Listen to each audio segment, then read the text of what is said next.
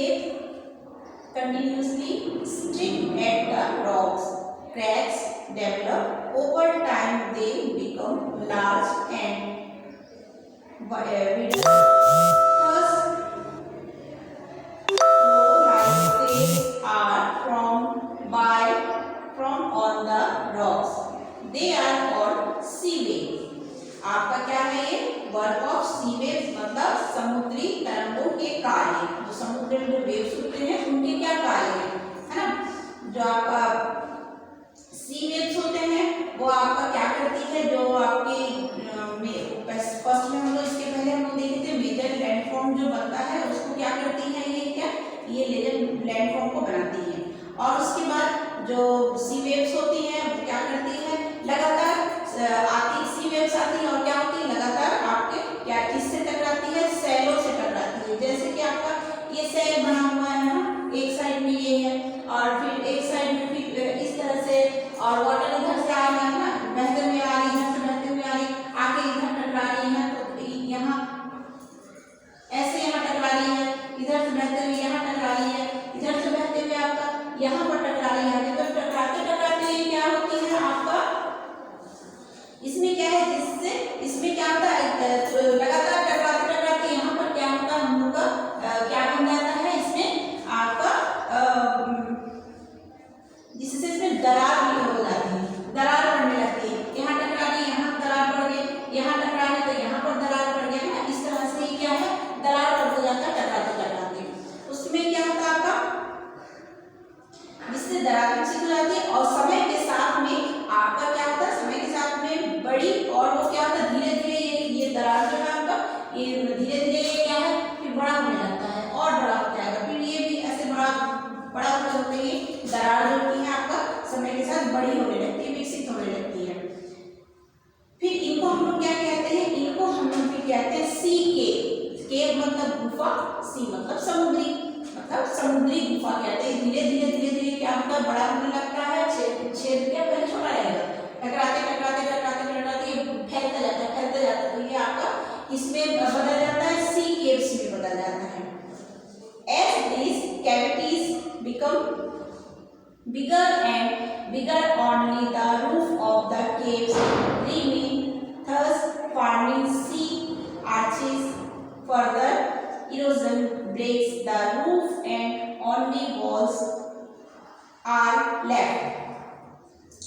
These wall-like features are called steps.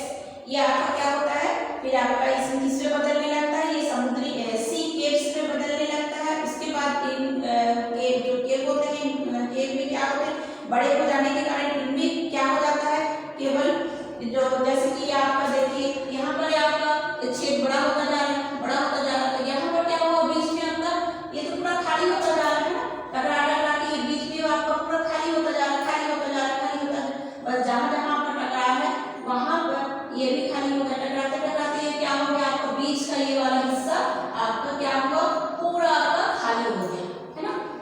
ये आपका पूरा खाली हो गया, बीच में सिर्फ ऊपर में आपका क्या बच जा रहा है, इसका सिर्फ छत बच जा रहा है ना। एक चीज से हम बार बार टकरा रहे तो छेदा होता जा रहा है, छेदा होते होते क्या होता है, सिर्फ उसका क्या है ऊपर का लेयर ही बचता है, बाकी पूरा छेदा हो जाता है। तो इसमें क्या होता है, केवल छत ही बचती है। उसको हम लोग क्या कहते हैं, इसको हम लोग कहते हैं सी आर्चेस, है ना।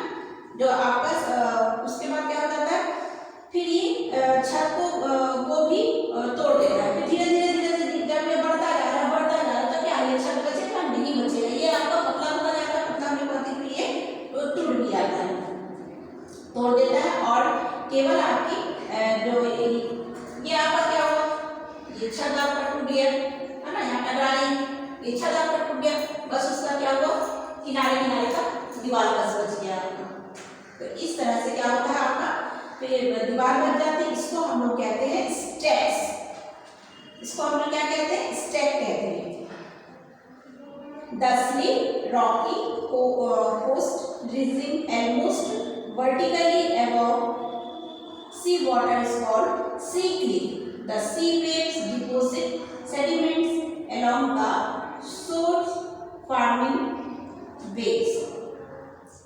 इसमें क्या होता है, जब ये स्ट्रेक बन जाता है फिर क्या है, जल के ऊपर क्या होता है, लगभग वो आपका उठे हुए ऊंचे तटों को जो ऊपर का जो हिस्सा बच जाता है उसको हम लोग फिर क्या कहते हैं, उसको हम लोग कहते हैं सी क्लीफ। जो क्या आपका यहाँ पर तो छटा हो गया और किनारे का जो ये बचा ये आपका सी क्लीफ कहलाता है ना।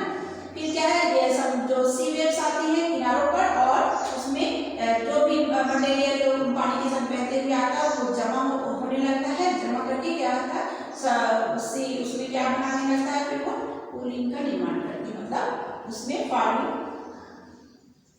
सेडिमेंट आते हैं उसमें जमा होने लगता है और वो सी क्लीफ बनाता है। ओके, हम इसमें क्या देखेंगे और एक नेक्स्ट है आपका work of ice. Work of ice में आप देखेंगे glaciers are rivers of ice. जो हम लोग का ग्लेशियर होता है वो क्या होता है, उसको क्या कहते हैं, रिवर ऑफ आइस कहा जाता है, क्योंकि चारों तरफ आप अगर देखेंगे तो पूरा आइस ही आइस दिखेगा, है ना। चारों तरफ जहां भी आप नजर दौड़ाएंगे आप आइस दिखेगा, इसलिए हम लोग क्या कहते हैं, rivers of ice, which to erode the landscape by bulldozing soil and stones to expose the solid rock below. Glaciers create out deep holes there. As the ice melts, they get filled up with water and become beautiful lakes in the mountains. The material carried by the glacier, such as rocks, big and small, sand and silt, gets deposited. This deposited form glacier moraines. इसमें क्या होता है, जो glacier होती हैं वो क्या होता है, बर्फ की नदियां होती हैं, मतलब चारों तरफ आप देखोगे तो आपको बर्फ की नदियां ही दिखेंगी। ग्लेशियर अपने नीचे की कठोर चट्टानों से क्या बनाती है, मिट्टी और पत्थरों को क्या करती है, हटा देती है और आपका क्या बना देती है, ग्लेशियर्स उसमें मिट्टी एवं पत्थरों से क्या होता है, वो भूदृश्य का आवरण करती है। हिम जो ग्लेशियर है वह गहरे गर्तों का निर्माण करती है। जो ग्लेशियर रहती है वो बहुत, ग्लेशियर के नीचे आप कभी अगर देखोगे तो आपको बहुत ज्यादा उसमें नीचे गड्ढे नजर आएंगे, है ना, दिखेगा, अगर खोदोगे तो आपको बहुत ज्यादा उसमें गड्ढा, क्योंकि ऊपर से तो पूरा ग्लेशियर से ढका हुआ है, नीचे क्या है, नीचे कुछ नहीं है, नीचे चट्टान है, नीचे सैल है ना। इसमें क्या है, जो पहाड़ी इलाका होता है उसमें बर्फ पिघलने से क्या हो जाता है, जब वो जो पहाड़ी इलाकों में क्या होता है, जब कभी ये ग्लेशियर जो है अगर ये पिघलने लगता है तो उसके नीचे आपको क्या दिखेगा, कुछ नहीं दिखेगा, वो जो गड्ढे होते हैं उसमें क्या होता है, पूरा जल वाटर पूरा भर जाता है और फिर वो वाटर जब भर जाता है वो क्या बनाती है, सुंदर झील बन जाते हैं। जब वो ग्लेशियर पिघलेगा, ग्लेशियर के नीचे क्या है, कुछ भी नहीं है, गड्ढे हैं बड़े बड़े, तो वो गड्ढे फिर किसमें परिवर्तित हो जाता है, वो सुंदर झील में परिवर्तित हो जाती है। उसके बाद ग्लेशियर के द्वारा लाए गए पदार्थ, ग्लेशियर जब आती है बहते बहते वो भी पानी की तरह जब आती है तो उसके साथ साथ भी कुछ कुछ पदार्थ जैसे छोटे छोटे बड़े से मतलब जो रॉक होते हैं वो सब आते हैं, रेत आता है एवं और भी तलछट मिट्टी का नीचे हो जाती है, मतलब वो भी जब बहते बहते आती है एक जगह से, बहते बहते ना आती होगी कहीं से पहाड़ के ऊपर से आती है अपने साथ, ये सारी चीजों को अपने साथ लेके आती है और ये नीचे ये क्या कहलाता है, बाद में ये बन जाता है आपका ग्लेशियल मोरेन्स, ये आपका ग्लेशियल मोरेन्स बन जाती है।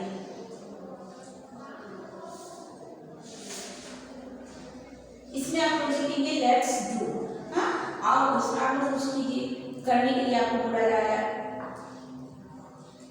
Find out the names of a few reverse of the world that from A delta. विश्व की जो कुछ नदियों के नाम ढूंढे जो डेल्टा का निर्माण करती है। क्या आप लोग ये बता सकते हो, है ना, कुछ ऐसी नदियां हैं विश्व की जो कि डेल्टा का निर्माण करती है, उनका आपको नाम बताना है, करके देखिए अगर आपसे बनता है तो, है ना।